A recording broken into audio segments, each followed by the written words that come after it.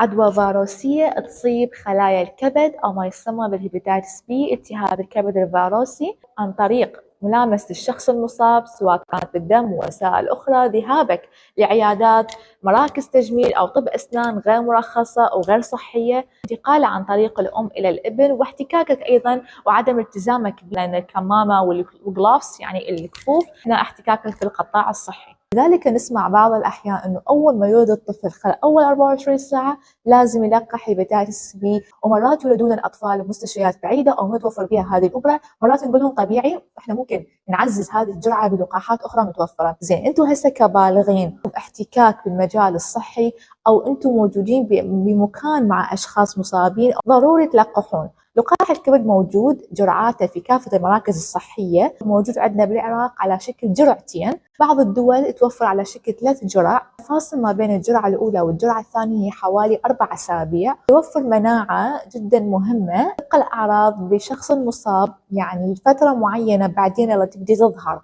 أعراض خفيفة ما نقدر نميزها، مثلا صداع، تقيؤ، غثيان، التهاب أو ألم بالبطن، بعض الأحيان يرافق اصفرار بالبشرة واصفرار بالعيون.